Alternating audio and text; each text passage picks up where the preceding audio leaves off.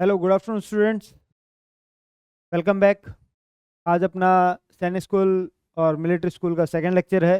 इसके अंदर हम लोग PYQs कर रहे हैं और मोस्ट इंपॉर्टेंट क्वेश्चंस कर रहे हैं जो कि आपके एग्जाम के अंदर आने वाले हैं और जो आ चुके हैं वो भी हम लोग यहाँ पे प्रैक्टिस कर रहे हैं। ठीक है, आज हम लोग टॉपिक करेंगे स्ट्रक्चरल ऑर्गेनाइजेशन इन एनिमल्स की। हम लोग एनिमल्स से रिलेटेड जितने भी क्वेश्चंस आए हुए हैं और जितने क्वेश्चन आके जा चुके हैं, आने वाले हैं, वो सारे के सारे क्वेश्चन यहाँ पे करेंगे। सबसे पहला क्वेश्चन होगा जो हम लोग यहाँ पे देख रहे हैं। सबसे पहला क्वेश्चन है, organ where digestion starts in human beings. Digestion का मतलब हो गया एक प्रकार से पाचन क्रिया। तो हम लोग सबसे पहले मुंह के अंदर डालेंगे। मतलब एक तरीके से कोई भी चीज़ है वो इंजेस्ट करेंगे, बॉडी के अंदर डालेंगे। तो बॉडी के अंदर कैसे डालेंगे? मुंह के अंदर से ही। तो माउथ से ही एक तरीके, जैसे आप माउथ के कोई भी चीज़ डालोगे वहीं से ही डाइजेशन एक तरीके शुरू हो जाता है। ठीक है, माउथ से ही डाइजेशन की शुरुआत होगी। तो हम लोग ये बोल सकते हैं कि डाइजेशन कहाँ से शुरू हो रहा है? आपके माउथ से। एक चीज और बताता हूं इसके अंदर, माउथ से लेकर स्टोमक तक की जो कैनाल है, स्टोमक तक की जो कैनाल है, हम लोग उसको बोलते हैं ईसोफेगस। क्या बोलते हैं? ईसोफेगस। और अगर मैं बात कर लेता हूं आपके माउथ से लेकर एनस तक की जो कैनाल है, उसको हम लोग क्या बोलेंगे वहां पे? उसको हम लोग बोलते हैं एलिमेंटरी कैनाल। Alimentary canal. ठीक है, तो दो चीजें हम लोगों ने एक्स्ट्रा पढ़ी है यहाँ पे। कौन कौन सी? माउथ से लेकर स्टोमक तक की जो कैनाल होती है क्या बोलते हैं उसको? इसोफेगस। माउथ से लेकर एनस तक की जो कैनाल होती है उसको बोलते हैं एलिमेंट्री कैनाल। ठीक है, पहला क्वेश्चन हो गया सभी का। डाइजेशन यहाँ पर भी हो रहा है, यहाँ पर भी हो रहा है और यहाँ पर भी हो रहा है, तीनों जगह पे डाइजेशन हो रहा है। हालांकि जो लार्ज इंटेस्टाइन है यहाँ पे वाटर रीएब्जॉर्प्शन का काम सबसे ज्यादा होता है। ठीक है, ऐसा नहीं है कि स्मॉल इंटेस्टाइन के अंदर डाइजेशन नहीं हो रहा है, स्टोमक के अंदर डाइजेशन नहीं हो रहा है। डाइजेशन की शुरुआत, जो सवाल है डाइजेशन की शुरुआत कहाँ से हो रही है, तो डाइजेशन की जो शुरुआत होगी कहाँ से होगी? माउथ से होगी। ठीक है, उसके बाद फिर हम लोग नेक्स्ट क्वेश्चन करते हैं। Which organ produces bile? देखिए, बाइल जो है इमल्सिफिकेशन ऑफ फैट के अंदर बहुत ज्यादा हेल्पफुल है। इमल्सिफिकेशन ऑफ फैट का मतलब जो फैट को एक तरीके से डाइजेशन का जो प्रोग्राम होगा, ठीक है, वहां पर सबसे ज्यादा जो इंपॉर्टेंट चीज है वो है आपकी बाइल। ठीक है, वो वहां पे क्या हो जाएगा? आपका बाइल हो जाएगा आपका। ठीक है, वहां पे हो जाएगा। बाइल जो सिक्रेट होती है कहाँ से होती है? लीवर से। बाइल कहाँ से सिक्रेट होता है? लीवर से। पेनक्रियास से अगर कोई पूछ ले पेनक्रियास से क्या सिक्रेट हो रहा है, पेनक्रियास से सिक्रेट होता है बेटा पेनक्रियाटिक जूस। क्या सिक्रेट हो रहा है? Pancreatic juice. गॉल ब्लैडर जो है, गॉल ब्लैडर जो है वो एक तरीके स्टोर करता है बाइल को। बाइल को क्या कर रहा है? स्टोर का काम कर रहा है। Store bile.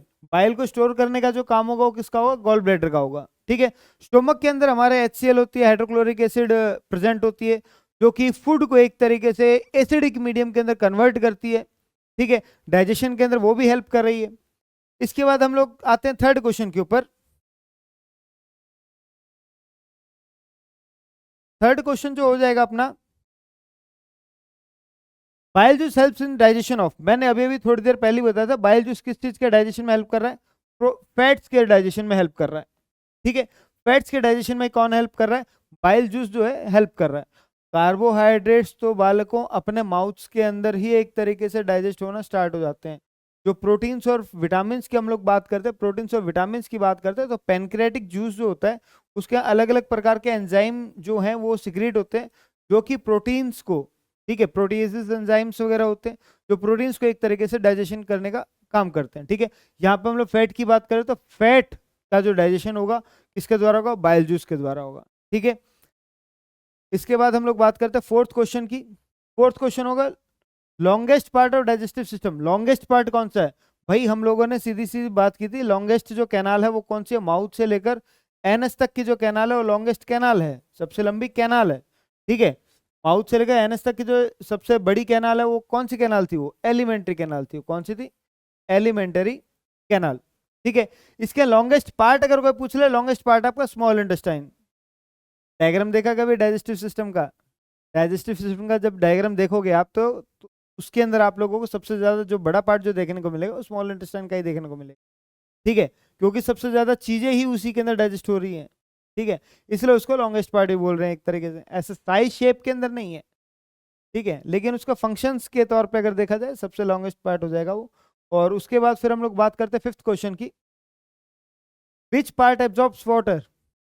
मैंने बताया था आपको सबसे पहले क्वेश्चन के अंदर, वाटर रीएब्जॉर्प्शन का जो काम होगा, बार बार जो रीएब्जॉर्प्शन का जो काम होगा, एक बार एब्जॉर्ब हो गया उसके बाद दोबारा से जो रीएब्जॉर्प्शन का काम होगा वो होगा आपका लार्ज इंटेस्टाइन का। किसका होगा? आपको लार्ज इंटेस्टाइन का। लीवर क्या कर रहा था? लीवर फैट को डाइजेस्ट करने का काम कर रहा था, ठीक है। स्टोमक क्या कर रहा था? स्टोमक फैट्स को, प्रोटीन्स को, अलग अलग प्रकार के जो एंजाइम है, जिस प्रकार के एंजाइम है, जो फूड है वो बेसिक मीडियम है तो उसको एसिडिक मीडियम में कन्वर्ट कर रहा है, एसिडिक मीडियम में कन्वर्ट करने के बाद फिर एंजाइम्स वगैरह उसके अंदर रिलीज हो रहे हैं। ये सारा सिस्टम स्टोमक के अंदर है। लेकिन पानी कहाँ पे एब्जॉर्ब होगा? पानी एब्जॉर्ब होगा स्मॉल इंटेस्टाइन के अंदर। कहाँ पे एब्जॉर्ब हो रहा है पानी? Small intestine. रीएब्जॉर्ब कहाँ पे होगा? रीएब्जॉर्ब एक बार एब्जॉर्ब हो गया हो तो स्मॉल इंटेस्टाइन। रीएब्जॉर्ब अगर कोई पूछ ले तो रीएब्जॉर्प्शन होगा एक तरीके से वाटर और न्यूट्रिएंट्स का, वो लार्ज इंटेस्टाइन के अंदर होगा, ठीक है। उसके बाद हम लोग बात करते हैं 6th क्वेश्चन के ऊपर, which organ that pumps blood. भाई सीधी सी बात है, आप सभी को पता होगा, दिल है कि मानता नहीं, दिल होता है, है ना। हार्ट एक स्ट्रक्चर होता है।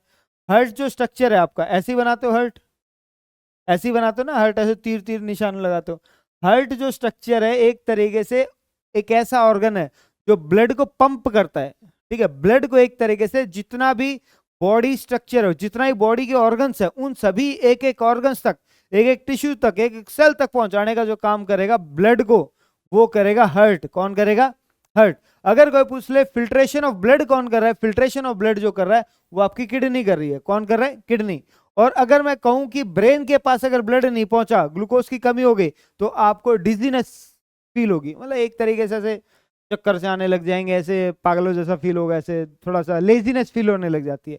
और लंग्स के पास तो होना जरूरी है, वरना फिर टपक ही जाओगे तुम लोग, ठीक है। तो इसका आंसर क्या हो जाएगा? हार्ट हो जाएगा, क्योंकि हार्ट इकलौता ऑर्गन है जो पंप करता है ब्लड को आपके हर एक बॉडी ऑर्गन तक पहुंचाने का काम कर रहा है, ठीक है। उसके बाद हम लोग करते हैं 10th क्वेश्चन की बात, ह्यूमन हार्ट है। अब ये सबसे इंपॉर्टेंट क्वेश्चन है जो आप लोगों से एग्जाम में कई बार पूछा भी गया है। देखो सबसे पहले हम लोग बात करते हैं हार्ट की। हार्ट के अंदर ये आप लोगों ने मान लो ये हार्ट बनाया, हालांकि ऐसा हार्ट होता नहीं है, हार्ट इज अ फिस्ट, ऐसा ऐसा स्ट्रक्चर होता है, बंद मुट्ठी जैसा स्ट्रक्चर होता है ना, ऐसा ऐसा स्ट्रक्चर होता है, क्लोज्ड फिस्ट लाइक स्ट्रक्चर होता है ये, ठीक है। इसका वेट जो होता है 200 से 250 ग्राम होता है, ठीक है। दिल के टुकड़े टुकड़े करके हम वफा चल दी, ऐसे ऐसा नहीं होता। हार्ट जो होता है, दिल के टुकड़े अगर हो भी जाएंगे तो मर जाएगा आदमी। तो इसके 4 चैम्बर्स होते हैं। कितने चैम्बर होते हैं हार्ट के? 4 चैम्बर्स। ह्यूमन बींग्स की बात कर रहा हूँ, ठीक है। Atrium, left atrium, right atrium, left ventricle, right ventricle, 4 chambers हो गई है, ठीक है। अब इसी हिसाब से अगर मैं बात करता हूँ, 4 चैम्बर्स मतलब 4 टुकड़े। एक साइड में जो है पूरा पूरा ऑक्सीजनेटेड ब्लड, मतलब हार्ट से लेके पूरे ऑर्गन्स, बॉडी ऑर्गन्स तक आ रहा है ऑक्सीजनेटेड ब्लड। एक बॉडी ऑर्गन से लेके हार्ट तक जा रहा है वो डीऑक्सीजनेटेड ब्लड, ठीक है। डबल सर्कुलेशन होता है ह्यूमन हार्ट जो है, डबल सर्कुलेशन करता है। अगर मैं बात करता हूँ 2 चैम्बर्स हार्ट की इसके अंदर होता है, 2 चैम्बर्स हार्ट होता है फिशेस के अंदर। इसमें हो गए बालकों, फिशेस के अंदर, ठीक है। 5 चैम्बर हार्ट नहीं होता है। 3 चैम्बर्ड हार्ट होता है रेप्टाइल्स के अंदर। रेप्टाइल्स जो रेंग रेंग के जो चलते हैं, छिपकली हो गई जैसे, क्रोकोडाइल रेप्टाइल के अंदर आता है, लेकिन क्रोकोडाइल में होता है 4 चैम्बर्ड हार्ट, ठीक है। क्रोकोडाइल में कितने हो जाएंगे? 4 चैम्बर्ड हार्ट। उसके बाद अगर मैं बात करता हूँ 4 चैम्बर्ड हार्ट का एक एग्जांपल मिल गया, एक ह्यूमन बींग्स हो गया, एक बर्ड्स हो गए जितने भी हैं, और एक क्रोकोडाइल, ठीक है। 5 चैम्बर्ड हार्ट नहीं होता है। तो आप लोगों को ह्यूमन हार्ट का पता लगा। 2 चैम्बर्ड हार्ट अगर आपसे पूछ ले जाए तो किस में होंगे? फिशेस के अंदर। 3 चैम्बर्ड हार्ट जो होंगे वो किस में होंगे? रेप्टाइल्स के अंदर। 4 चैम्बर्ड हार्ट जो होंगे ह्यूमन बींग्स और क्रोकोडाइल के अंदर होंगे। 5 चैम्बर्ड हार्ट नहीं होता है, ठीक है। उसके बाद हम लोग बात करते हैं नेक्स्ट क्वेश्चन की, blood vessels carrying blood away from the heart are. अब देखो एक बार, मैंने बताया था हार्ट के पास कितने चैम्बर्स हैं? 4। अब सीधी सी बात, इन 4 चैम्बर्स के अंदर जो आपका एट्रियम है, एक हो जाता है वेंट्रिकल्स, एक एट्रियम हो जाता है, एक वेंट्रिकल्स हो जाते हैं, ठीक है। Left atrium, right atrium, left ventricle, right ventricle, इस तरीके से 4 चैम्बर हो गए।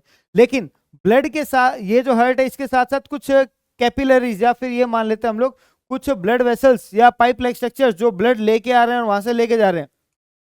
भाई नसें देखी होंगी, नसें, ठीक है। Arteries, veins. अब इसी के अंदर आर्टरीज की अगर मैं बात कर लेता हूँ, आर्टरीज का क्या काम होता है? आर्टरीज हमेशा कौन सा ब्लड कैरी करेंगी? आर्टरीज हमेशा कैरी करेंगी कौन सा? Oxygenated blood. कैसा ब्लड कैरी करेंगी? Oxygenated blood. ऑक्सीजनेटेड ब्लड कहां से आता है बेटा? ऑक्सीजनेटेड ब्लड आता है बेटा लंग्स से लेके कहां पे? बॉडी, हार्ट के द्वारा पंप हो जाएगा जितने ही बॉडी ऑर्गन है वहां तक, ठीक है। क्या इतनी बात क्लियर है सभी के? ये कौन कैरी करवा रहा है? ये आर्टरीज करवा रही है। कौन करवा रहा है? आर्टरीज लंग्स से हार्ट से ऑर्गन्स, ठीक है। वेन्स की अगर मैं बात कर लेता हूँ, वेन्स हमेशा कौन सा ब्लड कैरी करेंगे? डीऑक्सीजनेटेड ब्लड, जिसके अंदर एक तरीके से ऑक्सीजन की क्षमता है ही नहीं, ऑक्सीजनेटेड है, सीधी सी बात ऑक्सीजन है उसके अंदर, ठीक है। अब वेन्स क्या करती है? वेन्स बॉडी ऑर्गन से, ये जो पाथवे इसका उल्टा हो जाता है, बॉडी ऑर्गन से कहां पे लेके आएंगी? हार्ट के पास लेके आएंगी, और हार्ट से वापस कहां पे चला जाएगा? लंग्स के पास। फिर हम लोग एज ए कार्बन डाइऑक्साइड के रूप में उसको बाहर रिलीज कर देते हैं, ठीक है। वेन्स और आर्टरीज क्लियर है सभी के। उसके बाद फिर हम लोग बात करते हैं कैपिलरीज की। जब वेन्स और आर्टरीज क्या होता है, कई बार फाइन थिक स्ट्रक्चर्स हो जाते हैं जहां पे आसपास में मिलते हैं ये, ठीक है, कि एक तरीके से मैं ये ब्लड लेके आई हूं तो ये आगे पहुंचा दे, तू जो लेके आए वो मेरे को दे दे, मैं आगे पहुंचाएगा, ठीक है। ये वाला जो सीन होता है ये कैपिलरीज के द्वारा होता है, ब्लड कैपिलरीज के द्वारा होता है। क्या इतनी बात समझ में आ रही है सभी को? किसके द्वारा होता है ये? ब्लड कैपिलरीज के द्वारा होता है। अगर मैं बात कर लेता हूं आपसे वेन्यूल्स की, वेन्यूल्स क्या होते हैं? ये टाइनी ब्लड वेसल्स होते हैं जो कि डीऑक्सीजनेटेड ब्लड को कैरी करते हैं। क्या है? टाइनी ब्लड वेसल्स हैं ये, जो कि डीऑक्सीजनेटेड को ही कैरी करें, डीऑक्सीजनेटेड को कैरी करें। क्या इतनी बात सभी को समझ में आ गए? ठीक है। अब हम लोग चलते हैं फिर नेक्स्ट जो आपका क्वेश्चन है, 9th question, which blood cells fight diseases? कौन से ब्लड सेल्स है जो डिजीज के लिए फाइट करेंगे? सबसे पहले हम लोग बात करते हैं आरबीसीज की। आरबीसीज हमेशा एक चीज कैरी करती हैं जिसको हम लोग बोलते हैं हीमोग्लोबिन। क्या बोलेंगे उसको? हीमोग्लोबिन। हीमोग्लोबिन की वजह से ही आपका जो आरबीसीज है, इसका नाम आरबीसीज इसलिए टिका है क्योंकि ये रेड है। तो किसकी वजह से? हीमोग्लोबिन की वजह से, ठीक है। आयरन कंटेनिंग पिगमेंट है ये बालकों, आयरन कंटेनिंग पिगमेंट, मतलब इसके अंदर आयरन होता है, लोहा, ठीक है, टाटा का लोहा वही वाला है ये, ठीक है। अब इसके बाद हम लोग डब्ल्यूबीसी की अगर बात करते हैं, डब्ल्यूबीसी को बोलते हैं white blood cells, white blood cells. White blood cells जो हैं आपकी बॉडी की इम्यूनिटी, जो है बॉडी की इम्यूनिटी को स्ट्रॉन्ग करते हैं। कब स्ट्रॉन्ग करेंगे? जब बाहर से कोई आतंकवादी आ जाएगा, उसको रोकने का जो काम करेंगे वो आपके डब्ल्यूबीसी करेंगे, ठीक है। कौन करेगा? वो डब्ल्यूबीसी करेंगे। प्लेटलेट्स के बारे में आप लोगों ने बहुत सुना होगा, डेंगू का सीजन चल रहा है, बढ़िया बढ़िया लोग, अच्छे अच्छे लोग बीमार हो जाते हैं डेंगू के अंदर। डेंगू के अंदर ऐसे बोलते हैं प्लेटलेट्स गिर गई, प्लेटलेट्स गिर गई। प्लेटलेट्स का काम क्या है? कोई पूछ ले, प्लेटलेट्स का काम क्या है? किसकी प्लेट गिर गई? किचन के अंदर प्लेट गिर गई है, इसकी प्लेटलेट्स गिर गई। तो सीधी सी बात है, प्लेटलेट्स का काम क्या होगा? प्लेटलेट्स का क्या फंक्शन होगा?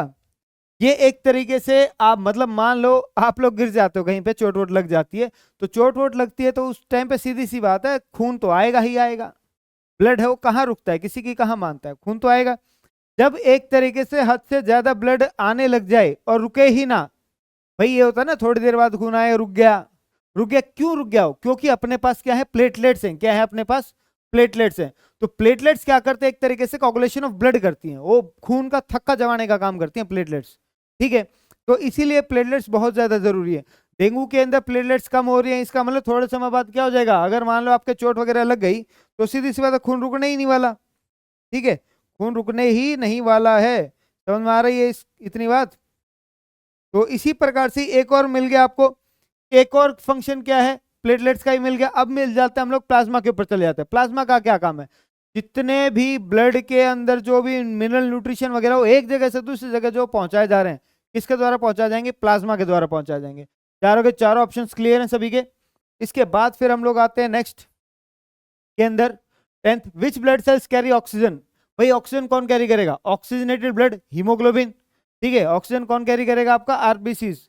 ऑक्सीजन कौन कैरी कर रहा है? ऑक्सीजन कौन कैरी करेगा? आपका आरबीसीज कैरी करेंगी, ठीक है। और आरबीसीज जो है ऑक्सीजन कैरी करेंगी और एक बॉडी ऑर्गन से दूसरे बॉडी ऑर्गन तक लेके जाने का काम होगा। डब्ल्यूबीसी है, मैंने थोड़ी देर पहले बताया था, आपकी बॉडी के अंदर जितने भी जर्म्स हैं, जितने बैक्टीरिया वगैरह हैं, उनसे लड़ने का जो काम होगा, आपकी इम्यूनिटी को स्ट्रॉन्ग करने का जो काम होगा, that is due to the डब्ल्यूबीसीज, ठीक है। प्लेटलेट्स मैंने बताया कोगुलेशन ऑफ ब्लड के अंदर हेल्प करेगा, ये खून का थक्का जमाने का काम जो होगा, ठीक है, उसका काम होगा। मिनरल न्यूट्रिशन को एक जगह से, हार्मोन्स वगैरह एक जगह से दूसरी जगह पहुंचाने का काम होगा, प्लाज्मा का होगा, ठीक है। तो आपका यहाँ पे कौन सा ऑक्सीजन को कौन कैरी करके लेके जा रहा है? आरबीसीज, ठीक है। उसके बाद फिर हम लोग चलते हैं 11th क्वेश्चन के ऊपर। 11th क्वेश्चन के अंदर क्या है? Organ of breathing in humans. भाई ह्यूमन बींग्स किस तरीके से, किस ऑर्गन से ब्रीथ कर रहे हैं? दिल से तो सोचा जाता है, दिल से नहीं सोचा जाता, दिमाग से सोचा जाता है, ठीक है। तो हार्ट तो सीधी सी बात है, सबसे पहले आप लोग हार्ट को ही काटा मारोगे, ठीक है। ब्रेन से सोचा जा रहा है, कभी काटा मार दिया, बच गया किडनी, अब किडनी सीधी सी बात है ब्लड फिल्ट्रेशन करती है, क्या करती है? Blood filtration. ये अल्ट्रा फिल्ट्रेशन एक वर्ड आता है, अल्ट्रा फिल्ट्रेशन, ठीक है। मतलब जो आप लोगों ने जो भी लिक्विड एब्जॉर्ब किया है वो ब्लड के साथ मिक्स होगा, उसको बार बार जो फिल्टर करने का जो काम होगा किडनी का होगा वो। लेकिन सांस ले रहे हैं फिर निकाल रहे हैं, उसके लिए कौन सा ऑर्गन जो है रिस्पॉन्सिबल है? दैट इज लंग्स, ठीक है। उसके लिए कौन सा ऑर्गन रिस्पॉन्सिबल है? लंग्स रिस्पॉन्सिबल है उसके लिए, ठीक है। उसके बाद हम लोग बात करते हैं 12th क्वेश्चन की, main muscle for breathing is. अब देखो इसका मेन मसल कौन सी है? आप लोगों ने जैसे लंग्स के स्ट्रक्चर देखे होंगे इस प्रकार से, ठीक है। और नीचे क्या कहता है ये, आप मतलब स्ट्रक्चर दोबारा एक बार बना देता हूं मैं।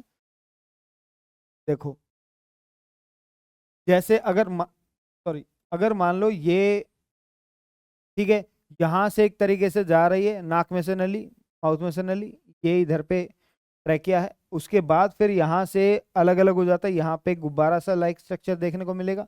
ये दोनों के दोनों है आपके लंग्स, क्या है ये आपके लंग्स। अब इन लंग्स की अगर मैं बात करता हूँ, ये लंग्स ब्रीथिंग के लिए रिस्पॉन्सिबल है, लेकिन लंग्स के नीचे एक तरीके से मसल्स होती हैं, ठीक है। मसल्स का एक पैकेज है, पैकेट, ठीक है। ये जो पैकेज और पैकेट है ना, एक तरीके से मसल्स का एक गुच्छा है, ठीक है। ये किसके लिए रिस्पॉन्सिबल है? ये कॉन्ट्रेक्शन और रिलैक्सेशन के लिए रिस्पॉन्सिबल है। कॉन्ट्रेक्शन एंड रिलैक्सेशन, रिलैक्सेशन हो रहा है ना आपका, सांस ले रहे हो फिर रिलीज कर रहे हो, तो ये दोनों कॉन्ट्रेक्शन रिलैक्सेशन हो रहा है मसल्स का, ठीक है। लंग्स की जो मसल्स है उसका कॉन्ट्रेक्शन रिलैक्सेशन हो रहा है, किसकी वजह से हो रहा है? ये डायफ्राम की वजह से हो रहा है, ठीक है। मान लो अगर क्या कहता है ये डायफ्राम नहीं होता तो एक बार सांस चला के वापस उसको रिलीज करने के लिए मसल्स ही नहीं है, गायब, सांस लेके मर गया, सांस लेके मर गया, ठीक है। उसके बाद बात करते हैं हम लोग हार्ट की। हार्ट के अंदर जो मसल्स होते हैं उनको बोलते हैं कार्डियक मसल्स, ये भी कॉन्ट्रेक्शन रिलैक्सेशन के लिए बहुत ज्यादा इंपॉर्टेंट है, लेकिन ब्रीथिंग के लिए इंपॉर्टेंट नहीं है ये, ठीक है। स्टोमक की बात कर लेंगे। स्टोमक जो है एक तरीके से bag like, muscular bag like structure है, जे शेप्ड का होता है ये। इसका जो भी जाएगा सीधे मस्कुलर है, तो मसल्स तो हमेशा लार्ज हो सकती है, जितना खाओगे पेट उतना ही बढ़ता चला जाएगा। रिब्स आप लोगों ने पढ़ाई हुआ, रिब केज, छाती जो होती है, रिब्स एक तरीके से रिस्पॉन्सिबल नहीं है, स्टर्नम और रिब्स वगैरह ये इतना ज्यादा रिस्पॉन्सिबल नहीं है, ठीक है। 13th क्वेश्चन के ऊपर आते हैं, exchange of gases in lungs occur in. Exchange of gases किसकी वजह से होगा? मैंने थोड़ी देर पहले एक स्ट्रक्चर बताया था आपको लंग्स का, ठीक है। यहां से एक तरीके से माउथ से आया है, नोज से आया है, उसके बाद फिर मैंने यहाँ पे एक तरीके से लंग्स बना दिए थे इस प्रकार के। जब यहाँ पे हम लोग एल्वेलर सैक इन सब की बात करें, सबसे लास्ट के अंदर आता है एल्वेलर सैक। जब आप लोग बुक्स वगैरह पढ़ोगे, हम लोगों ने ऑफलाइन क्लासेस के अंदर भी ये डिस्कस किया है, बैलून लाइक स्ट्रक्चर्स होते हैं एल्वेलर सैक। एल्वेलर सैक जो है बैलून लाइक स्ट्रक्चर्स होते हैं। मैं एक पैसेज बताता हूँ, आपको पैसेज याद रहेगा, ठीक है। सबसे पहला क्या आता है? नेजल, सांस किससे लेते हैं? नेजल से, ठीक है। फिर फायरेंक्स, लायरेंक्स, फिर कहां जाएगा? ट्रैकिया, ट्रैक्यूल, ब्रोंकाई, ब्रोंक्यूल्स, लास्ट में आता है एल्वेलर सैक, ठीक है। ये जो एल्वेलर सैक है इसके लास्ट के अंदर क्या? बैलून लाइक स्ट्रक्चर्स हैं। ये जो बैलून लाइक स्ट्रक्चर्स हैं इनको हम लोग बोल रहे हैं एल्वेलाई। ये क्या है? ये ब्लड के साथ कनेक्टेड होते हैं डायरेक्टली, ये डिफ्यूज हो जाते हैं। डिफ्यूज का मतलब हो गया एक तरीके से ब्लड के साथ तो कनेक्टेड है ही, जो भी ये लोग चीज लेके आए वो ब्लड के को दे देंगे ले जाके। तो एक्सचेंज, या फिर ऑक्सीजन लेके आए तो हम लोग ऑक्सीजन ले रहे हैं, तो ऑक्सीजन लेके आए तो सीधी सीधा ब्लड के अंदर जाके डिफ्यूज हो जाएगी, और ब्लड इधर से उधर कौन करेगा? हर्ट करेगा। ये सारा का सारा काम जो है इसी के द्वारा ही होगा। क्या इतनी बात समझ में आ रही है? ठीक है। इसके बाद फिर हम लोगों ने ये पूरे स्ट्रक्चर्स पढ़ी लिए, डायफ्राम हम लोगों ने मसल्स पढ़ी थी। एक्सचेंज ऑफ गैसेस के लिए मोस्ट इंपॉर्टेंट जो चीजें रिस्पॉन्सिबल है वो है एल्वेलाई। एल्वेलाई का सरफेस एरिया अगर कम हो जाता है, एल्वेलाई अगर कम हो जाता है तो सीधी सी बात है आप लोगों को सांस लेने में दिक्कत हो जाएगी, ठीक है। इसलिए हमेशा एल्वेलाई को साफ रखना चाहिए। No smoking, smoking causes alveoli damage. Gas we inhale most, देखो सबसे ज्यादा हम लोग गैस कौन सा इनहेल करते हैं? हम लोगों ने यही पढ़ा है कि हम लोग ऑक्सीजन को लेते हैं और कार्बन डाइऑक्साइड रिलीज करते हैं। क्या आप लोगों ने एयर का कंपोजिशन पढ़ा है कभी? एयर का कंपोजिशन पढ़ा है? सबसे ज्यादा मात्रा के अंदर एयर के अंदर कौन सा गैसेस है? तो सीधी सी बात है हम लोग आंख बंद करके कौन सा लगा देंगे? नाइट्रोजन। तो सीधी सी बात है हम लोग अभी फिलहाल क्या ले रहे हैं? एयर ही ले रहे हैं। तो एयर ले रहे हैं तो सीधी सी बात है अकेला ऑक्सीजन तो फिल्टर करके आ नहीं रहा है, तो एयर जो है सबसे ज्यादा, एयर के अंदर सबसे ज्यादा गैस कौन सा था? हमारे पास सबसे ज्यादा गैस था नाइट्रोजन, तो नाइट्रोजन ही इनहेल किया जा रहा है सबसे ज्यादा मात्रा में। ऐसा नहीं है कि हीलियम वगैरह ये इनकी मात्रा बहुत कम है, 0.001, इसकी भी है 0.2, ऐसे इसकी क्या कहते हैं बेचारे की भी 21% है, ये तो सबसे ज्यादा मात्रा के अंदर कौन सा लिया जा रहा है? नाइट्रोजन गैस लिया जा रहा है। ठीक है, उसके बाद हम लोग बात करते हैं रेस्पिरेशन प्रोवाइड्स। रेस्पिरेशन एक तरीके से सांस ले रहे हैं, ठीक है। मान लो अगर क्या कहते हैं एक तरीके से सांस लेना बंद कर दे तो एनर्जी आएगी नहीं। हम लोग जितना ज्यादा रेस्पिरेशन होगा उतनी ज्यादा आपकी बॉडी में एनर्जी आएगी, उतनी ज्यादा आपकी बॉडी में ताजगी आएगी। अगर कोई बीमार आदमी हो उसको थोड़ा बहुत घुमा दो किसी अच्छी जगह के ऊपर, तो सीधी सी बात है उसके अंदर एनर्जी का वास हो जाएगा, देवताओं का वास हो जाएगा उसमें। ठीक है, तो रेस्पिरेशन क्या प्रोवाइड कर रहा है आपको? एनर्जी प्रोवाइड कर रहा है। रेस्पिरेशन क्या प्रोवाइड कर रहा है आपको? एनर्जी। ठीक है, हॉर्मोन्स, विटामिन, ब्लड, ये सब रेस्पिरेशन का काम नहीं है। हाँ, इनको ये कि हॉर्मोन्स विटामिन को ट्रांसफर करने का काम जो है वो ब्लड का है, इधर से उधर। ठीक है, बॉडी के अंदर जो भी चीज आई इधर से उधर ट्रांसपोर्ट करने का काम ही ब्लड का हो गया। उसके बाद फिर 16 को main excretory organ. Main excretory organ की हम लोगों ने बात की थी, excretion, removal of waste material.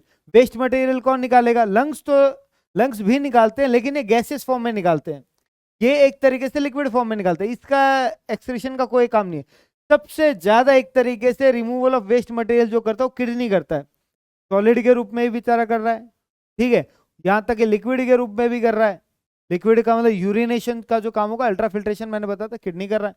ठीक है, ब्लड को फिल्टर करने का भी काम कौन कर रहा है? किडनी कर रहा है। तो सीधे सबसे मेन एक्सक्रीटरी ऑर्गन जो हो जाएगा वो आपका किडनी हो जाए। और किडनी होती है दो, एक इंसान में किडनी कितनी होंगी? दो। और किडनी का स्ट्रक्चर कैसा होगा? Bean shaped structure, kidney beans बोलते हैं। राजमा का नाम है किडनी बीन्स अंग्रेजी में।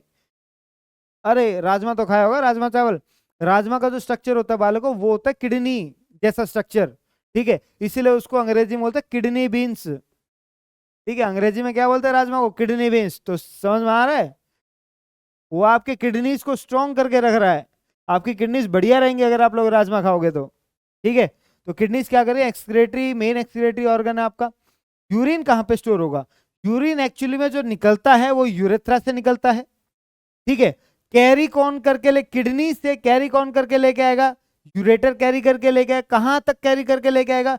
यूरिनरी ब्लैडर तक कैरी करके लेके आएगा, वहां पे स्टोर्ड रहता है। स्टोर करने के बाद जब एक तरीके से हम लोग ये बोल देते हैं, स्टोर करने के बाद जब एक तरीके से बॉडी से बाहर रिलीज करना है तो वो किसके द्वारा होगा? यूरेथ्रा के द्वारा। दोबारा से बताता हूं, किडनीज ने क्या किया? ब्लड को फिल्टर किया, वाटर को फिल्टर किया, और किडनी से जो एक तरीके से फिल्ट्रेशन के बाद ये चीजें जो लेके आया था, ये यहाँ से वहां जो पाइप लाइक स्ट्रक्चर जो था वो लेके आया था, यूरेटर लेके आया था। कौन लेके आया था? यूरेटर। यूरेटर ने ले जाके कहाँ पे छोड़ दिया इसको? यूरिनरी ब्लैडर में। कहाँ पे छोड़ दिया? यूरिनरी ब्लैडर के अंदर। यूरिनरी ब्लैडर, यूरिनरी ब्लैडर के अंदर स्टोर्ड रहा कई देर तक। पानी पिया, हाथों हाथों यूरिन आता नहीं है, थोड़ी देर तक स्टोर्ड रहता है ना वो। जब तक यूरिनरी ब्लैडर भर नहीं जाएगा तब तक बाहर नहीं निकलेगा। तो यूरिन स्टोर्ड कहाँ पे रहा? यूरिनरी ब्लैडर के अंदर। यूरिनरी ब्लैडर के बाद फिर आपके जो सीएनएस है, सेंट्रल नर्वस सिस्टम, उसने आपके ब्रेन को एक तरीके से क्या दिया? मैसेज दिया, भाई थैली भर गई है यूरिन से, अब इसको रिलीज किया जाए। तो रिलीज किसके द्वारा होगा? यूरेथ्रा के द्वारा होगा। किसके द्वारा होगा? यूरेथ्रा के द्वारा। तो ये एक तरीके से पूरा सीक्वेंस है जो आप लोग यहाँ पे एक्सक्रीशन वाले पोर्शन के अंदर देखोगे। ठीक है, इसके बाद हम लोग बात करते हैं 18th क्वेश्चन की, functional unit of kidney. Kidney के अंदर, एक किडनी के अंदर मिलियंस ऑफ नेफ्रॉन्स प्रेजेंट होते हैं। कितने nephrons? Millions of nephrons present होते हैं।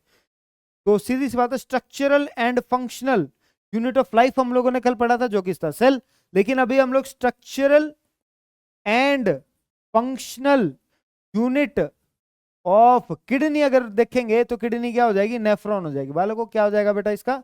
नेफ्रॉन। ठीक है, और उसके बाद अगर हम लोग बात करते हैं नेफ्रीडिया की, ये नेफ्रीडिया जो होता है, कुछ ऑर्गेनिजम्स होते हैं, जैसे अर्थवॉर्म आपने देखा होगा, उसका एक्सक्रीटरी ऑर्गन है। एक्सक्रीटरी, जैसे अपने अंदर किडनी है, उसी के अंदर क्या होता है? नेफ्रीडिया होता है। वो नेफ्रीडिया से वेस्ट रिमूव करता है। एल्वेलाई, लंग्स के अंदर हम लोगों ने बात की थी। न्यूरॉन जो होते हैं एक तरीके से क्या होते हैं? नर्वस सिस्टम का एक पार्ट है जो आपकी बॉडी के अंदर मैसेज इधर से उधर पहुंचाने का काम करेगी। हम लोगों ने सेंसेस का एक टॉपिक है, सेंस ऑर्गन्स का एक टॉपिक है जो हम लोगों ने इससे पहले किया हुआ है, क्लासेस के अंदर भी किया है, ऑनलाइन क्लासेस में भी किया है, ऑफलाइन क्लासेस के अंदर भी किया। वहां पे आप लोग देख सकते हो 5 सेंस ऑर्गन्स है जो इधर से उधर आपकी जो मैसेजिंग है वो न्यूरॉन्स के द्वारा ही होती है। तो फंक्शनल यूनिट ऑफ किडनी क्या हो जाएगा बालकों? नेफ्रॉन हो जाएगा। ठीक है, उसके बाद बात करते हैं अर्थवॉर्म। ये रही है अर्थवॉर्म आई, अभी थोड़ी देर पहले बात कर रहा था मैं। ठीक है, क्योंकि ये क्वेश्चंस बेटा बार बार रिपीट होते हैं। ठीक है, और मैं बार बार आपको बोल रहा हूं कि ये क्वेश्चंस आने ही आने आपके एग्जाम में, इसीलिए इस वीडियो को ज्यादा से ज्यादा देखो ताकि आप लोगों का एक तरीके से फाइनल लिस्ट में नाम आ सके सैनिक स्कूल और मिलिट्री स्कूल की लिस्ट के अंदर, हमको भी पार्टी मिलेगी भाई तुम्हारा सिलेक्शन होगा तो। अर्थवर्म जो एक्सक्रीट किसकी मदद से करता है? अर्थवर्म एक्सक्रीट करेगा किसकी मदद से? नेफ्रिडियास की मदद। ठीक है, स्पाइरेकल्स होते हैं, रेस्पिरेटरी ऑर्गन्स होते हैं किसके अंदर? इंसेक्ट्स के अंदर। किसके अंदर? इंसेक्ट्स के अंदर। गिल्स क्या है? रेस्पिरेटरी ऑर्गन है किसके? फिशेस के। रेस्पिरेटरी ऑर्गन है, एक्सक्रेटरी नहीं है ये। किडनीज एक्सक्रेटरी ऑर्गन है किसके? ह्यूमन बींग्स के। क्या इतनी बात समझ में आ गई? और नेफ्रिडिया तो भाई सीधी सी बात है, आंसर ही हो गया, तो अर्थवर्म का एक्सक्रेटरी पार्ट है ये। ठीक है, उसके बाद हम लोग देखते हैं नेक्स्ट के ऊपर, कॉकरोच एक्सक्रीट्स थ्रू। कॉकरोच, जैसे हम लोगों ने इंसेक्ट्स पढ़ा था अभी, इंसेक्ट सांस कैसे लेते हैं? स्पाइरेकल्स। लेकिन यहाँ पे अगर हम लोग कॉकरोच की बात करेंगे, कॉकरोच जो है एक्सक्रीट कैसे कर रहा है? नेफ्रिडिया तो हम लोगों ने थोड़ी देर पहले पढ़ ही लिया, नेफ्रिडिया से एक्सक्रीट कौन करता है? अर्थवर्म। किडनी से हम लोगों ने बता ही दिया, ह्यूमन बींग्स हो गए। मालपिगियन ट्यूब्यूल्स होते हैं बेटा, ये कॉकरोच के अंदर प्रेजेंट होते हैं। किसके अंदर? कॉकरोच के अंदर प्रेजेंट होते हैं, जो कि एक्सक्रीशन के अंदर हेल्पफुल है। स्किन की अगर मैं बात करता हूँ, स्किन से एक्सक्रीशन नहीं होता है। स्किन से एक तरीके से, स्किन से मैंने नहीं है, हाँ मतलब वेस्ट मटेरियल जो होता है वो बॉडी से बाहर जरूर आता है, स्वेटिंग के रूप में आता है, सॉल्ट्स और वाटर वगैरह जो है किसी न किसी प्रकार से रिमूव होता है। बड़ा है ठीक है, अब इसके बाद बात करते हैं हम लोग कॉकरोच के बाद। Control centre of the body, भाई आपका सारी चीज, आपकी दिमाग की जो नसें हैं वो फट जाती हैं। क्यों फट जाते हैं? पूरी बॉडी को, हर एक चीज को कंट्रोल कौन कर रहा है? ब्रेन ही कर रहा है मेरे हिसाब से। तो हमारे अंदर ब्रेन ही कर रहा होगा, किसी किसी के अंदर दिल काम कर रहा होगा। मैंने दिल से सोचा, तुमने दिल से क्यों सोचा? दिमाग से सोचो भाई, दिमाग से। दिमाग सोचने के लिए ही है, दिल सोचने के लिए नहीं है। वो आपका सिर्फ खून इधर से उधर कर रहा है। हार्ट का इकलौता काम है पंपिंग ऑफ ब्लड इधर से उधर, फ्रॉम हियर एंड देयर, पूरी बॉडी के अंदर। ठीक है, हाँ लंग्स का जो काम है वो आप लोगों को पता ही है, सांस लेने के बाद डिफ्यूजन का, और उसके बाद फिर क्या कहता है, ऑक्सीजनेटेड डीऑक्सीजनेटेड, जो आपका मतलब एक तरीके से कार्बन डाइऑक्साइड ऑक्सीजन जो है एक तरीके से इधर से उधर फेंकने का जो काम है लंग्स का है। किडनी का मैंने बता दिया, अल्ट्राफिल्ट्रेशन का हो जाएगा। हार्ट जो है सोचने का काम नहीं करता बेटा, सोचने का काम आपका सिर्फ और सिर्फ कौन करेगा? आपका ब्रेन करेगा। ठीक है, दिमाग से ही सोचते हो, दिल से नहीं सोचते। किसी ने ऐसे बोला है कि क्या कहता है, दिमाग से मत सोच, दिल से सोच। दिल से क्या सोचता है भाई? दिल सोचता ही नहीं बेचारा, दिल का काम ही नहीं है सोचने का। बढ़िया बात आ चुकी है अभी, largest part of the brain. Largest part of the brain क्या होता है? सेरिब्रम होता है। कौन सा होता है? सेरिब्रम होता है। ठीक है, अब हम लोग यहाँ पे छोटी छोटी चीजें हैं जो आपके एग्जाम में कई बार आई हुई है, लेकिन आगे कुछ क्वेश्चंस बन नहीं रहे थे मेरे हिसाब से। वो मतलब इन 4-5 जो नीचे लिए हुए हैं ना, इन्हीं के अंदर से ही क्वेश्चंस बने हुए हैं वो। तो मैं सोचा कि बार बार एक ही टॉपिक से क्यों ही वीडियो बनाई इतनी सारी, एक के लपेट देते हैं सारा। ठीक है, तो largest part of the brain कौन सा हो गया भाई? Largest part of the brain हो गया आपका सेरिब्रम। ठीक है, स्मॉलेस्ट पार्ट अगर कोई पूछ ले, मिड ब्रेन होता है। स्मॉलेस्ट पार्ट, ब्रेन जो है 3 पार्ट्स में डिवाइडेड है बेटा। सबसे पहला है आपका फोर ब्रेन सामने वाला, फिर आ गया आपका मिड ब्रेन बीच वाला, ये मिड ब्रेन। ठीक है, और सबसे पीछे वाला ये कौन सा हो जाएगा? आपका हाइंड ब्रेन। अब अगर आपके किसी टीचर ने पीछे से ऐसे फटक यहाँ पे मारा होगा, तो तुमको क्या, छोटा दिमाग होता है, छोटा दिमाग। छोटा दिमाग पे नहीं मारते हैं, क्यों नहीं मारते? हिल जाएगा ना छोटा दिमाग ठीक है, तो सबसे लार्जेस्ट पार्ट कौन सा होता है बेटा? सेरिब्रम होता है। ठीक है, स्मॉलेस्ट पार्ट कौन सा होता है? मिड ब्रेन होता है। सेरिबेलम को हम लोग लिटिल ब्रेन बोलते हैं। सेरिबेलम को हम लोग क्या बोलते हैं? लिटिल ब्रेन बोलते हैं। पोन्स लार्जेस्ट, पोन्स है वो, PONS, पोन्स है वो। ठीक है, पोन्स क्या है? लार्जेस्ट पार्ट है ब्रेन का, ब्रेन स्टेम का। ब्रेन स्टेम कहां से शुरू हो गई? ब्रेन यहाँ पे है, फिर नीचे तक जाता है इधर, ये पूरा वर्टिब्रल कॉलम तक। ठीक है, पूरी ब्रेन स्टेम तक का लार्जेस्ट पार्ट कौन सा हो गया? पोन्स, PONS। ठीक है, लार्जेस्ट पार्ट है ये पूरे ब्रेन का, ब्रेन स्टेम का। हाइंड ब्रेन क्या होता है? छोटा दिमाग, बताया था ना पीछे, छोटा दिमाग है ये। ठीक है, बीच में मिड ब्रेन, ये फोर ब्रेन। अब मैंने बता दिया आप लोग, स्मॉलेस्ट ब्रेन कौन सा है? ब्रेन, स्मॉलेस्ट ब्रेन कौन सा हो गया? मिड ब्रेन हो गया। लार्जेस्ट ब्रेन पार्ट कौन सा हो गया? सेरिब्रम हो गया। ठीक है, पोन्स क्या है भाई? पोन्स लार्जेस्ट पार्ट है। पोन्स क्या? लार्जेस्ट पार्ट है पूरी ब्रेन स्टेम का। हाइंड ब्रेन सबसे छोटा दिमाग, हाइंड ब्रेन को हम लोग छोटा दिमाग बोलते हैं।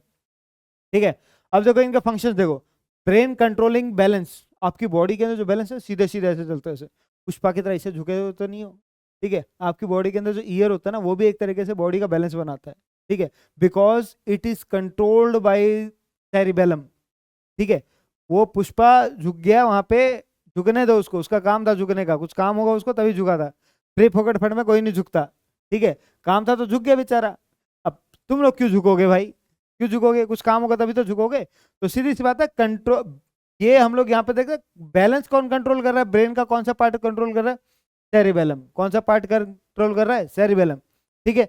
सेरिबेलम क्या क्या काम करता है, साथ के साथ में मोटर लर्निंग का भी काम करता है। अगर मान लो मैं ये कह देता हूं, अगर आप लोग सीधे सीधे चलने के लिए कहूं, एक पैर रखोगे, दूसरा अपने आप रखा जाएगा, ठीक है, दूसरा अपने आप रखा जाएगा। अगर तुम लोग बाइक वगैरह चला रहे हो, ठीक है, तुम लोग एक बार सीखोगे बाइक चलाना, उसके बाद जिंदगी में कभी ये तो नहीं नीचे देख के तो ऐसे गियर नहीं लगाओगे, अरे चौथा लग गया यार, शिट शिट चौथा नहीं तीसरा लगाना था, ऐसे तो नहीं। एक बार लग गया लग गया।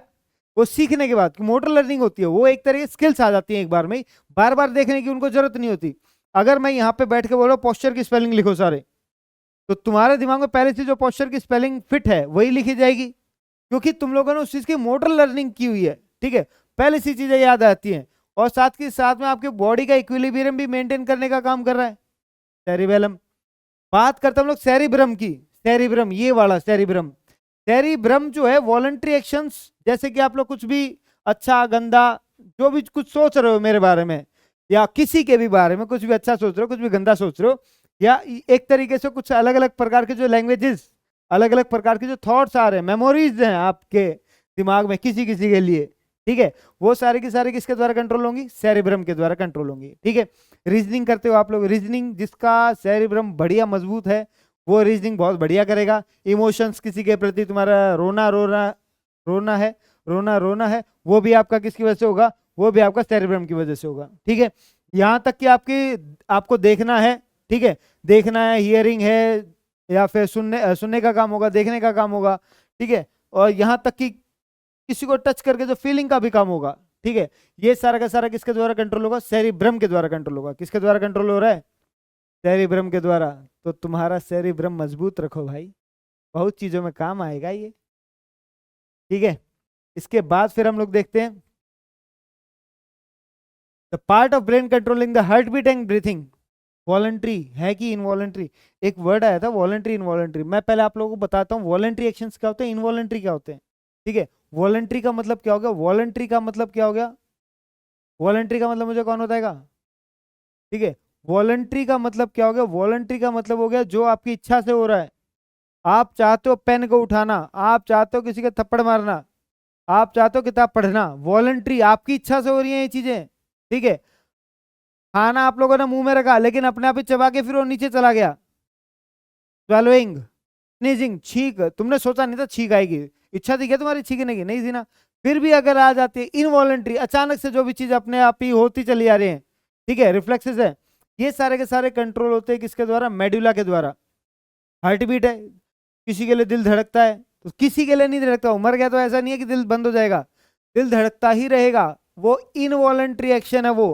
ब्रीथिंग, सांसों की जरूरत है, जैसे जैसे जैसे जैसे कुछ नहीं है, सांसों की जरूरत है जिंदा रहोगे तो, ठीक है। इन दोनों चीजों को कंट्रोल कौन कर रहा है, मेडुला ऑब्लंगेटा। कौन कंट्रोल कर रहा है, मेडुला ऑब्लंगेटा। जो मेडुला ऑब्लंगेटा है, जितने भी ऑटोनोमिक फंक्शंस है, ऑटोनोमिक फंक्शंस का मतलब हो गया breathing, heart beat, blood pressure, ठीक है, यहाँ तक कि जो भी आपके सेंस ऑर्गन से जो भी आपकी नेसेसरी चीजें आई हैं, इधर से उधर जो मैसेजेस आए हैं उनको ब्रेन तक पहुंचाने तक का जो काम है वो किसका होगा, मेडुला ऑब्लंगेटा के द्वारा ही होगा, ठीक है। आपके जितने भी इनवॉलंटरी एक्शंस हैं, इनवॉलंटरी रिफ्लेक्सेस हैं, रिफ्लेक्सेस, रिफ्लेक्सेस का ध्यान से देखो। अगर मान लो तुम लोग चल रहे हो यहाँ पे, ठीक है, कहीं पे जा रहे हो, कहीं पे घूमने चले गए, किसी की शादी में घूमने चले गए, तुम्हारा दोस्त था पीछे खड़ा था, तुम्हारा हाथ पकड़ के उसने गरम गरम तवे के ऊपर रख दिया, तो तुम लोग झटके से हाथ उठाया, झटके से हाथ उठाई, क्या है, रिफ्लेक्स है ये।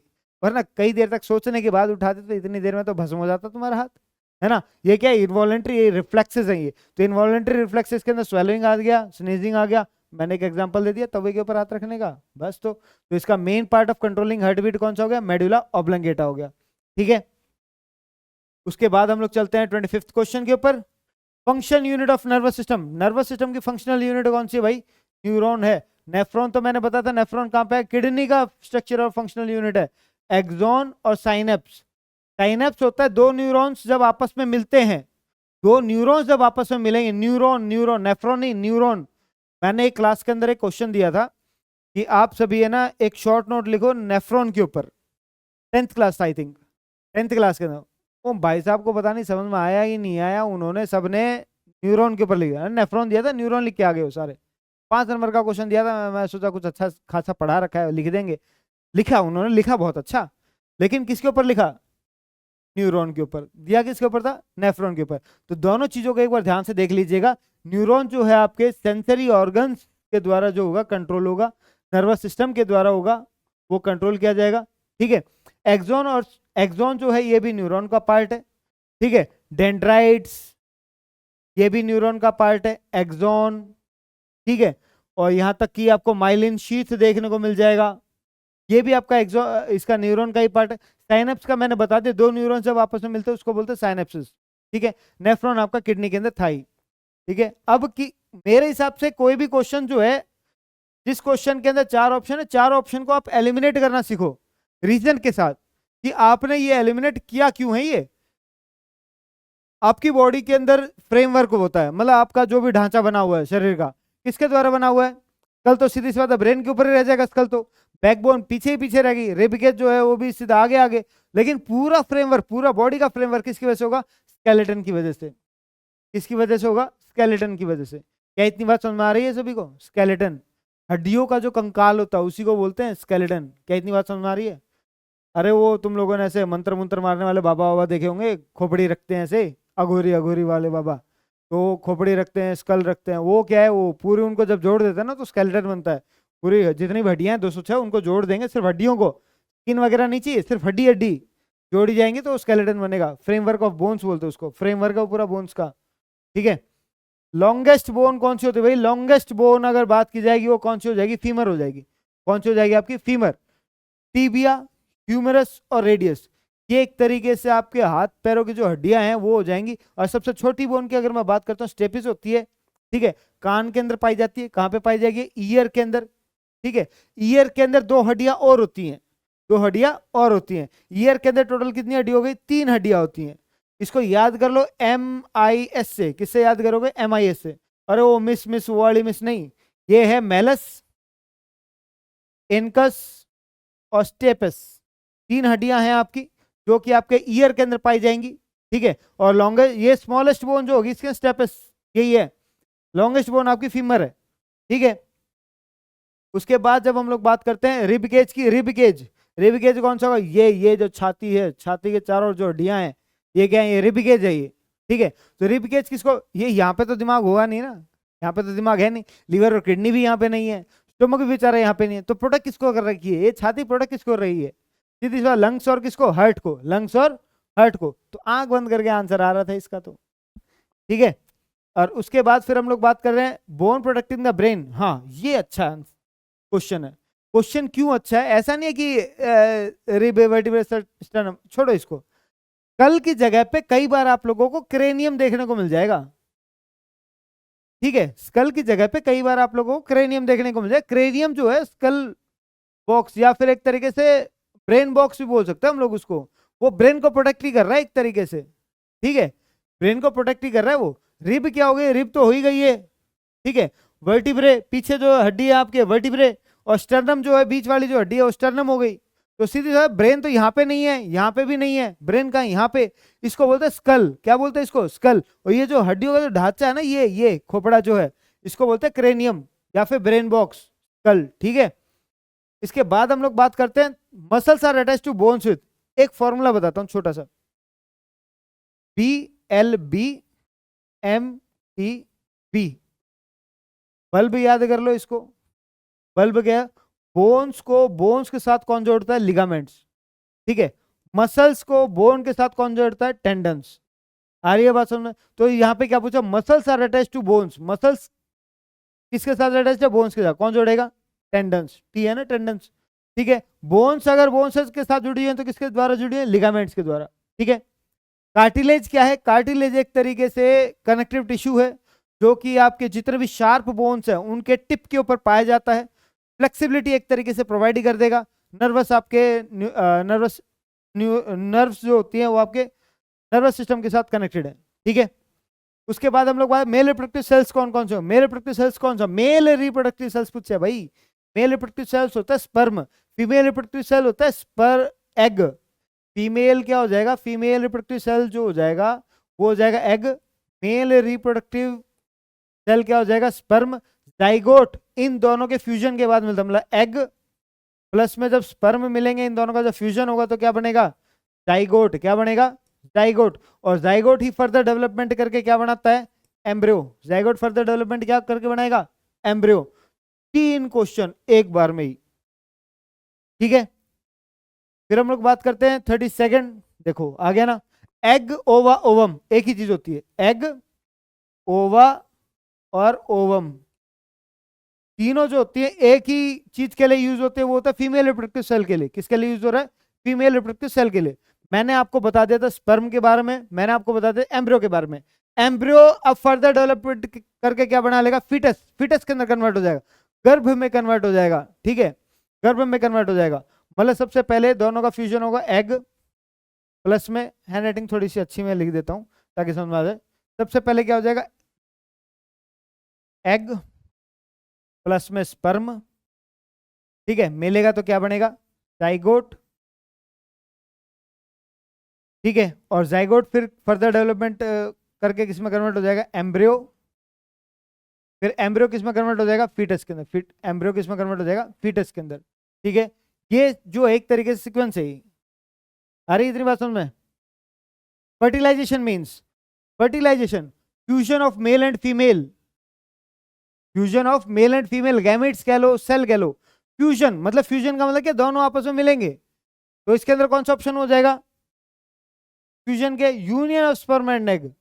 यूनियन भी मिलना ही होता है भाई, ठीक है, फ्यूजन भी मिलना ही होता है आपस में। तो ये क्या हो जाएगा, ये कहलाएगा फर्टिलाइजेशन। फर्टिलाइजेशन हालांकि 2 प्रकार का होता है, एक तो होता है एक्सटर्नल फर्टिलाइजेशन और एक होता है बेटा इंटरनल फर्टिलाइजेशन, ठीक है।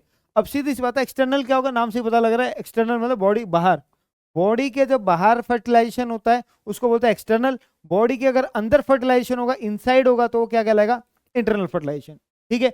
बॉडी के अंदर किसका होगा, जितने भी मैमल्स हैं, जितने भी रेप्टाइल्स हैं, उनके अंदर जो इंटरनल फर्टिलाइजेशन आपको देखने को मिले। एक्सटर्नल किस में देखने को मिलेगा, कोई पूछ ले तो, एक्सटर्नल आपको एक्वेटिक ऑर्गेनिजम्स में देखने को मिलता है, एक्वेटिक ऑर्गेनिजम्स में देखने को मिलता है, ठीक है।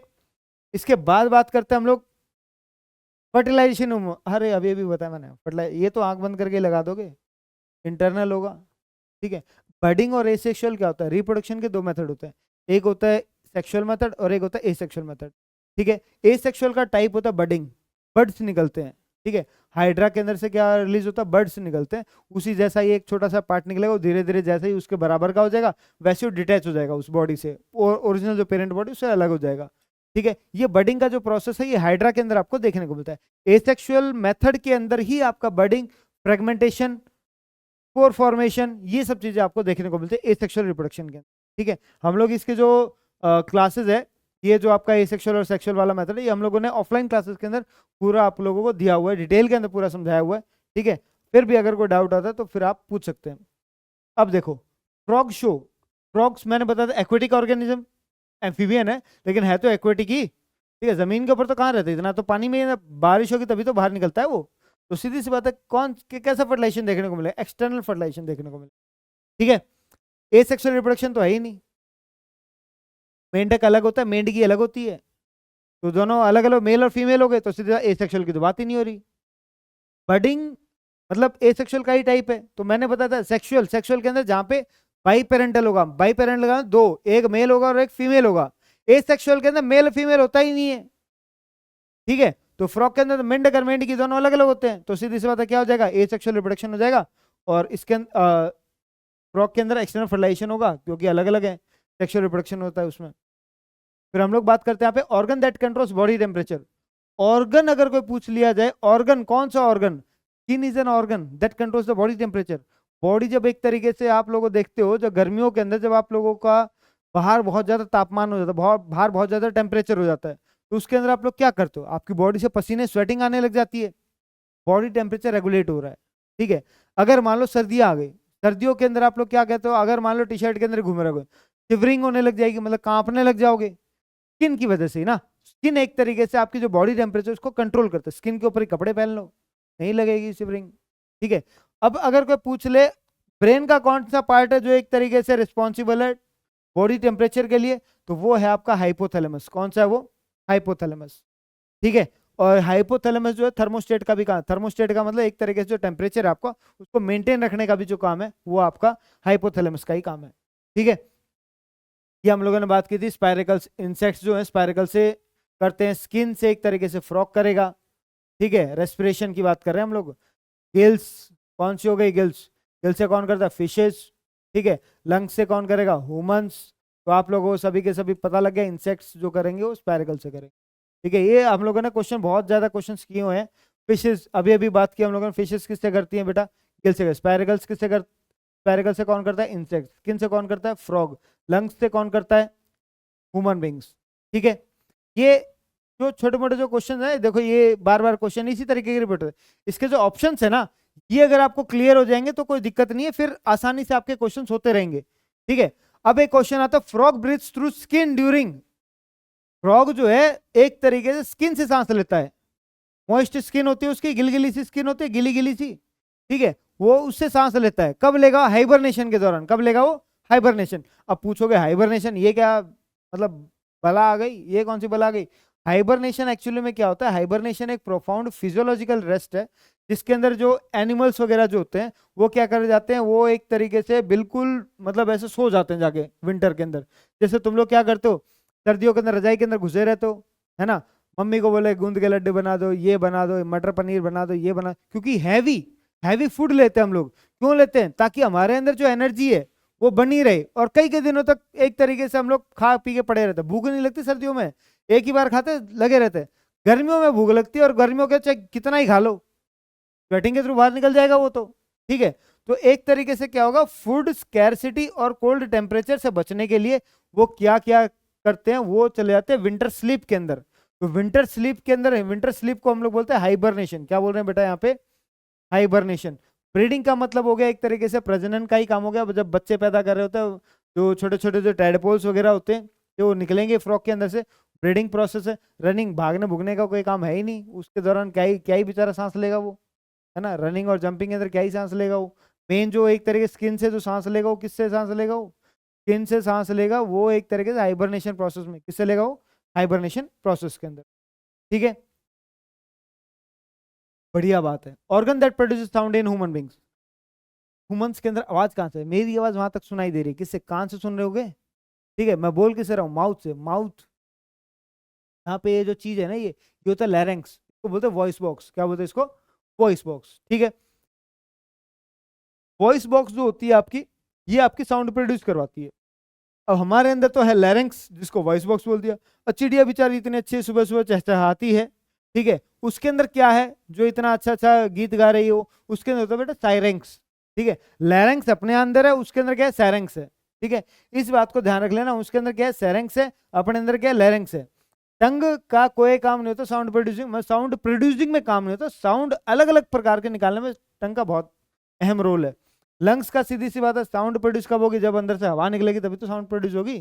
ठीक है। लेकिन मेन साउंड प्रोड्यूस कहाँ से हो रही है? अलग अलग गंदी गंदी जो आवाजें निकालोगे वो कहाँ से निकालोगे? लैरिंक्स से निकालोगे। ठीक है। इतनी बात समझ में आ गई?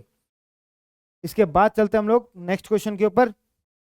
Which organ filters blood? ये हम लोगों ने अभी अभी किया था। फिल्टर्स ब्लड कौन करता है भाई? Kidney. Filtration of blood, filtration of blood, आंख बंद कर kidney. Pumping of blood, heart. Pumping है बेटा, पंपिंग। पंपिंग का मतलब पंप करना, ऐसे सिकुड़ेगा। कॉन्ट्रैक्ट रिलैक्स, कॉन्ट्रैक्ट रिलैक्स, पूरी बॉडी के अंदर तभी तो ब्लड पहुंचेगा। ये जो कॉन्ट्रैक्ट रिलैक्स का जो काम है ना, जिसकी वजह से ब्लड आपकी पूरी बॉडी के अंदर पहुंच रहा है, ये हार्ट ही करवा रहा है। ठीक है। लंग्स का कोई काम नहीं है भाई फिल्ट्रेशन ऑफ ब्लड के अंदर। स्टोमक का तो, स्टोमक, फिल्ट्रेशन ऑफ ब्लड कहाँ से आ गया इसमें? खाने पीने की बात कर रहे हो तुम तो। ठीक है। इसके बाद कहते हैं which organ stores bile? Produce किससे हुई थी? लीवर से। ठीक है। बाइल कहां से प्रोड्यूस हुआ था? लीवर से। लेकिन स्टोर्ड कहां पे होगा? गॉल ब्लैडर के अंदर। कहां पे स्टोर हो रहा है? गॉल ब्लैडर के अंदर। ठीक है। पेनक्रियास क्या सिक्रेट कर रहा है? डाइजेस्टिव एंजाइम सिक्रेट कर रहा है। ठीक है। जो कि एक तरीके से आपके जितने भी हॉर्मोन्स वगैरह हैं, इंसुलिन, डायबिटीज वाला नाम सुना होगा, डायबिटीज, इंसुलिन की वजह से तो वो पेनक्रियास से रिलीज हो रहा है। ठीक है। अगर मैं बात करूं स्मॉल इंटेस्टाइन की, ठीक है, ये इंटेस्टिनल जूस सिक्रेट कर रहा है। तो हर एक का एक अलग अलग काम है, कुछ ना कुछ सिक्रेट ही कर रहे हैं यहाँ पे। स्टोर करने का जो काम है वो सिर्फ गॉल ब्लैडर का है यहाँ पे। स्टोर जो कर रहा है, और स्टोर भी क्या करेगा, लीवर का सिक्रेट क्या हुआ, बाइल, ठीक है, जो कि इमल्सिफिकेशन ऑफ फैट के अंदर यूज होता है। इमल्सिफिकेशन ऑफ फैट का जो काम होता है वो बाइल का होता है। विच ऑर्गन प्रोड्यूसेस इंसुलिन, अरे अभी भी बताया ना मैंने, इंसुलिन डायबिटीज पेनक्रियास से रिलीज होगा, किससे रिलीज होगा, वो पेनक्रियास से रिलीज होगा, ठीक है। लीवर से क्या सिक्रेट हो रहा था, बाइल, ठीक है। किडनी से क्या सिक्रेट होता है, कोई पूछ ले, किडनी से तीन चीजें सिक्रेट हो रही है, रेनिन, इरिथ्रोपोइटिन और कैल्सिट्रोल, ठीक है। अब पूछोगे आप लोग कि रेनिन का क्या काम है। रेनिन एक तरीके से क्या, आपका बीपी जो होता है, ब्लड प्रेशर जो होता है, वो मेंटेन करने का काम करता है। और इरिथ्रोपोइटिन की अगर बात करेंगे, नए नए जो आरबीसीज बन रहे हैं बोन मैरो के द्वारा, जो नए नए जो आरबीसीज बन रहे हैं वो इरिथ्रोपोइटिन की वजह से बन रहे हैं। कैल्सिट्रोल का मतलब हो गया आपकी बॉडी के अंदर मान लो विटामिन डी की कमी है, विटामिन डी की कमी है, तो विटामिन डी को मेंटेन करने का जो काम करता है वो कैल्सिट्रोल करता है, ठीक है। और आपकी बॉडी के अंदर से ये मान लो कि अगर वेस्ट प्रोडक्ट भी अगर बाहर निकालने हो तो वो भी कौन करेगा, किडनी करेगी। तो इसका वैसे मेन इंसुलिन की कहां से प्रोड्यूस हुई थी, पैनक्रियास से, लेकिन हम लोगों ने कौन सी चीज सॉल्व कर दिया पे, किडनी की भी, स्टोमक की भी, ठीक है। उसके बाद हम लोग बात करते हैं नेक्स्ट क्वेश्चन की। 44th क्वेश्चन आ गया है अपना। ज्वाइंट कौन सा प्रेजेंट होता है आपके शोल्डर के अंदर, शोल्डर के अंदर जो ज्वाइंट प्रेजेंट होगा वो होगा बॉल एंड सॉकेट ज्वाइंट। कौन सा ज्वाइंट प्रेजेंट है भाई, ball and socket joint. Ball जैसा स्ट्रक्चर है, सॉकेट लगी हुई है, ठीक है, ball and socket joint present होगा आपके शोल्डर के अंदर, ठीक है। कोई पूछ ले हिंज ज्वाइंट क्या है भाई, हिंज ज्वाइंट, हिंज ज्वाइंट जो है एक तरीके से सिंगल पहले प्लेन मूवमेंट की तरह होता है ये, ठीक है। जैसे दरवाजा क्या है, दरवाजा जो है वो एक तरीके यहाँ की तरफ खुलेगा, पीछे की तरफ नहीं जाएगा ना, ये पीछे की तरफ नहीं जा रहा है, एक ही उसमें जा रहा है। जैसे एल्बो है, एल्बो, ये एल्बो जो है यहाँ तक जाएगी, यहाँ तक चली जाएगी, बस एक ही साइड में हो रही है, पीछे ऐसे तो नहीं मुड़ रही ना, ये ऐसे ऐसे तो नहीं हो रही है। क्यों नहीं हो रही है, क्योंकि सिंगल प्लेन के ऊपर काम करती है 180 डिग्रीज। 180 डिग्रीज का जो काम होगा ये किसका होगा, ये आपके हिंज जॉइंट्स का होगा। हिंज जॉइंट्स कहाँ पे प्रेजेंट, आपके एल्बो के अंदर, नी में, फिंगर जॉइंट्स के अंदर। फिंगर जॉइंट सही है, एक ही साइड में हो रही है, पीछे की तरफ तो नहीं जा रही ना ये। तो यहाँ पर क्या क्या होगा, यहाँ पर होंगे आपके हिंज जॉइंट्स जो सिर्फ 180 डिग्री का एंगल बनाते हैं, 180 डिग्री का एंगल बना रही है, ठीक है। ये यहाँ पे क्या होंगे, हिंज जॉइंट्स होंगे आपके। फिक्स्ड जॉइंट सीधे ये वाला जो खोपड़ी के अंदर है, अलग अलग प्रकार की 22-23 हड्डियां हैं, ये सारी की सारी फिक्स्ड हैं, ये नहीं मूव करने वाली, ये कहीं नहीं मूव करने वाली, ठीक है, फिक्स्ड जॉइंट्स हैं ये। तो इसका आंसर क्या हो जाएगा, शोल्डर के अंदर कौन सी है, बॉल एंड सॉकेट जॉइंट, ठीक है। उसके बाद आते हैं हम लोग, विच जॉइंट इज इन नी, नी के अंदर कौन सा, अभी ये बता ना 180 डिग्री, 180 डिग्री कौन सा है, 180 डिग्री का, 180 डिग्री का एक ही है, हिंज जॉइंट, ठीक है। Knee joint is largest joint, पूरा ह्यूमन बॉडी के अंदर अगर कोई पूछ ले सबसे बड़ा जॉइंट कौन सा है, सबसे बड़ा जॉइंट है आपका नी जॉइंट, ठीक है। अब अगर कोई बात कर लेता है पाइवट जॉइंट की, पाइवट जॉइंट आया था पिछली बार भी, पाइवट जॉइंट के लिए मैंने अलग से एक क्वेश्चन को उठा लिया। पाइवट जॉइंट कहाँ पे पाया जाएगा, नेक के अंदर, जो एटलस और एक्सिस के ऊपर ये आपका जो हेड है, हेड है ये आपका, ये क्या इस कॉलम के ऊपर है आपका खोपड़ा रखा हुआ है ऐसे, ये आपका पीछे वर्टिब्रल कॉलम, इसके ऊपर आपका खोपड़ा रखा हुआ है, ठीक है। तो खोपड़ा कितना घूमेगा, यहाँ से यहाँ तक, एक एक चीज के ऊपर ही रह के रोटेट कर रहा है, ये एक ही चीज के ऊपर रोटेट कर रहा है, ठीक है। और नीचे वाला रोटेट कर रहा है कि नहीं कर रहा है वो, ठीक है। मतलब एक तरीके से रोटेट करने का जो काम होता है ना, रोटेट करने का जो काम होता है एक ही एक्सिस के ऊपर, ये एक एक्सिस है, इसके ऊपर खड़े होकर जो रोटेट करने का जो काम होगा, ठीक है, वो किसकी वजह से होगा, पाइवट जॉइंट की वजह से होगा, जो कि आपके नेक के अंदर है, फोर आर्म के अंदर है, ठीक है, फोर आर्म के अंदर होगा, ठीक है। Radius ulna rotate against each other, turn palm ups and downs, ठीक है। ये कौन सा है, ये पाइवट जॉइंट्स है ये, ठीक है। इसके बाद हम लोग पता है which organ carries oxygenated blood, मैंने बताया था आर्टरीज और वेन्स, अलग अलग बताया था मैंने, आर्टरीज और वेन्स, आर्टरीज कैरी करती है ऑक्सीजनेटेड ब्लड, वेन्स कैरी करती है डीऑक्सीजनेटेड ब्लड, भाई यही बताया था मैंने बालकों। आर्टरीज क्या कैरी करती हैं, ऑक्सीजनेटेड ब्लड, ठीक है। वेन्स क्या कैरी करती हैं बालकों, डीऑक्सीजनेटेड ब्लड, ठीक है। लेकिन जब हम लोग पल्मनरी आर्टरी की बात करेंगे और पल्मनरी वेन की बात करेंगे तो ये हो जाएगा उल्टा, ठीक है। ऑक्सीजनेटेड कर रहे तो डीऑक्सीजनेटेड, ये यहाँ पे डीऑक्सीजनेट कर रही थी तो अब ऑक्सीजनेटेड हो जाए, तो ऑक्सीजनेटेड पूछा ये, ऑक्सीजनेटेड अब क्या आ जाएगा यहाँ पे, पल्मनरी आ जाएगा, पल्मनरी वेन। वैसे अगर सिंपली अगर पल्मनरी नहीं होता तो आर्टरी होता, ठीक है।